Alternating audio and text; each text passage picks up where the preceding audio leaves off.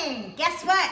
Today we're gonna make pizza crust, and this afternoon we're gonna make pizza. And I have a new assistant here. This is Valentine, and he's very good at making pizza crust. Ready? So Valentine, here, sit up here and I'll let you. So we have 3 cups of water. Pour the water in here. Is it hot or? It's warm water. Okay. Pour it all in. Great. And then we're going to use a tablespoon of yeast. Valentine, can you put that in there? Yes. See how the kids can help? And then we're going to put in about 6 cups of flour. Can you count to 6? That would be 1. I'm counting in my head. In your head? Okay, will you let me know when we get to 6? See if you can get all the flour in there. Oh, here, I'll fill it. You're gonna let me know when we get to 6? If you pick it up high, it'll fall in. Ready? And then we're gonna add 2 teaspoons of salt. And then once it's mixed up, we're gonna scoop it into a container like this with a little olive oil. And we're gonna sit it. Are you keeping track? Yeah. Is that what number? Why? So I know, just to be sure. Is that 4? Yeah. Okay, 2 more. I can kind of tell. And then we're gonna do 5. I got in my head. All right, that's it. Now let's do the salt. No, you said 6. Well, I think we're good. I think we might have counted just perfectly. Can you put that in? I know. Hey, when you bake, I know. you get a little flour on you. That's what bakers look like. Have you ever seen a baker? They wear white aprons. Do you know why? Because the flour doesn't show up. 1 more. All right, then we let it mix until we get a nice stiff dough. And you want to come see what that looks like? Come on over here. Valentine, show them what it looks like. Show them. That's what it looks like. Yeah, tell them to look in there. And then, once that's mixed up, I'm going to speed it up so I can show you. You always make sure you don't get pizza dough. I'm gonna put it right in on top of this pizza dough and scoop it all out of here. Wait. And then- not in here right now. And then we're gonna, gonna can you be put the lid on? I'm not gonna be in here right now. Okay, do you wanna go take it outside and set it in the sun for me? I'm not gonna... Okay, we're gonna take it outside and set it in the sun. And then we'll come back and show you what we do with it after it's risen. Because remember, yeast makes flour and water rise. It's gonna create air in the dough. It's gonna be light and fluffy. See you in a little bit. Okay, come look and see how much this pizza dough rose. Look it fills the top. So the first thing I'm gonna do is go around the edge and punch the dough down a little bit. And I'm not gonna take all the air out of it. I just wanna get it to be so it's not sticking to the container, because I'm gonna dump this out after I roll up my sleeve. I'm gonna put some flour on the table, and I'm gonna dump this dough upside down and take it out of this container. And I'm gonna scrape what little bit is stuck to the dough, because like my mom told me, every little bit of dough is a bite of pizza. You don't want to leave any in there. And then what I'm gonna do, you can hear the fire getting ready behind me. I'm gonna sprinkle a little bit of flour on here, and then I'm gonna cut it into pizza-sized pieces. So I happen to know that that's about 1 pizza, because I've done this a lot. Ever since we built the pizza oven, it's become a family, a neighborhood, and a community favorite. So I'm pretty confident about how much dough makes a pizza. But I'll send you the weight in the recipe, and you could actually weigh out what one pizza dough crust weighs. Now I'm going to show you what comes next. So then I take this, and just like the bread, I go like this with my, do you remember what this is called? Can you remember? Bench knife. I use my bench knife in my hand, and I roll them so that I tuck the seams underneath. And I use this hand, remember, and I press against my bench knife, and I turn. Can you see that? And I do that to all of them. And then I let them rest for a minute. And if your hands get sticky, you just dip your fingers like I just did in a little flour, because the flour won't stick to the dough. Okay, then once I get these rolled up, I'll show you what happens next.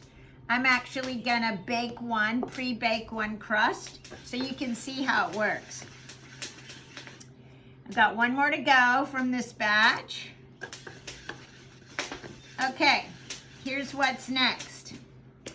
Then I get that flour off my hands, and I'll take this one that I did first. And what I do is I take my fingers, come up close here, and I go around the edge. So see that? So it's like I'm creating the crust, and then I pick it up and I let the weight of the dough stretch itself. I'm not really stretching it. I just let the weight of the dough stretch it. You're gonna wanna keep a little flour on this so it doesn't stick to your table, okay? And I'm gonna use a rolling pin to press it out in the middle a little bit, because we really like our pizza nice and thin. And then once I get it like that, I let, again, the weight of the dough stretch it. See that? So it's just hanging by the edge that I've created. See that? And it's thinner in the middle. Can you see how it's thinner in the middle and thicker around the edge? Can you see the edge I've created? And then I'm gonna put it on my pizza paddle. And this is my pizza paddle. I'm actually gonna put a little bit of flour on here for my first crust. And then I'm gonna lay this on there. And this is for about a 10-inch pizza. And then I drizzle a little bit of olive oil on it. And I sprinkle a little bit of salt. And then come over here and watch. We're gonna put it in the oven. I'm gonna put this in the oven right here, pretty close to the flame. And it should puff up pretty quickly. If my oven's hot enough, I'm gonna sweep those ashes out for you. See those little ashes? I'm gonna get these out of the way. See how it's starting to puff up? Can you see it? And remember, we're just pre-cooking it. So it's not the finished product. And the reason I'm pre-cooking it is because we're having pizza for lunch today.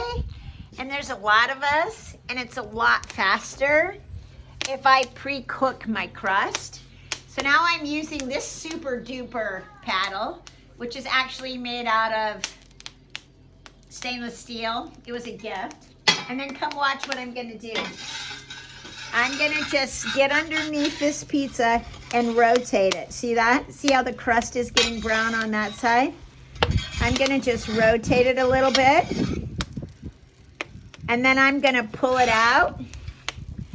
And that's what it would look like. See how the oil's helping cook it? And then I set it up here on my paper. And I make the next one. And I just keep going until I have my crust all pre-cooked. Now, could you do a pizza right from the fresh dough without pre-cooking it? You could. Is it a little bit trickier? It is. because once you put the weight of the sauce and the cheese and the herbs and whatever else you might put on there, it's a little trickier to get it in the oven without sticking to the paddle. But you can do that, but not when you're doing a bunch of pizzas for a bunch of people in quick time. All right, love you guys. See you in a bit. Okay, let's make a pizza. But first of all, I'm a little nervous. This one in the oven might be ready to come out. So let me just set that there so I don't burn it while we're making ours. Okay, back to the paddle. Here's our pre-baked crust. The first thing we do is put our tomato sauce on it. And this is from last year's tomatoes.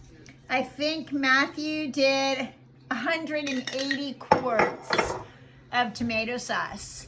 And then let's put some fresh tomatoes.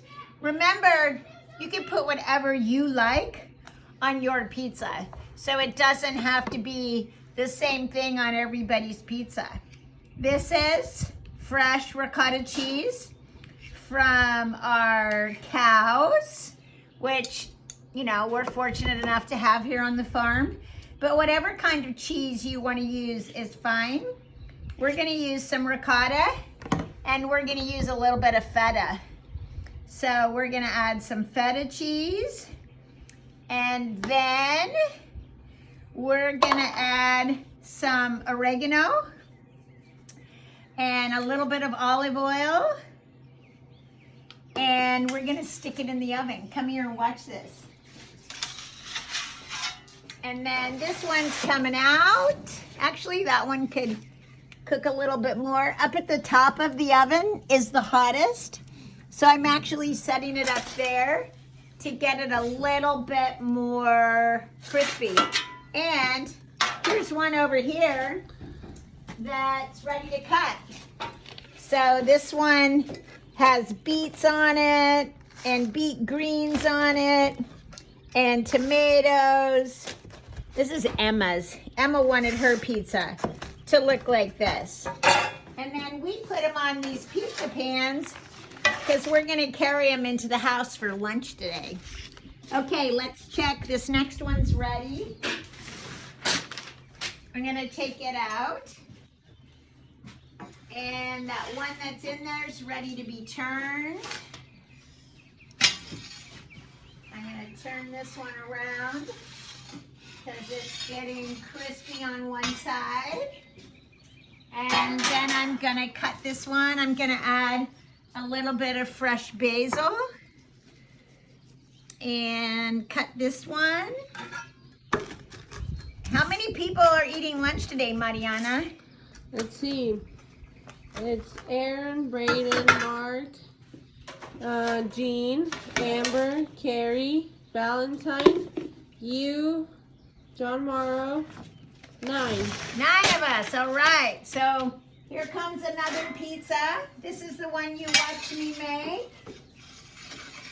And I'm gonna let it sit here just at the door for a minute and hold it up. And there's our pizza. See the steam? Wow.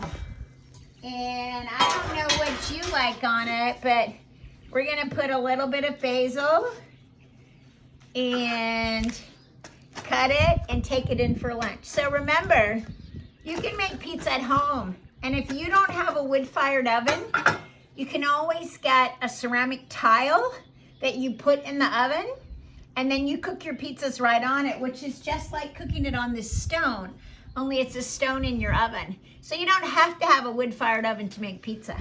Okay? Have a fun pizza day. Family needs a taste tester. Yes. This is Carrie, my son, my youngest son. Hello, everybody. We can count on him to tell us the truth. How good is it? Oh, nailed it. So good? Good thing crust. Yummy. All right, have fun.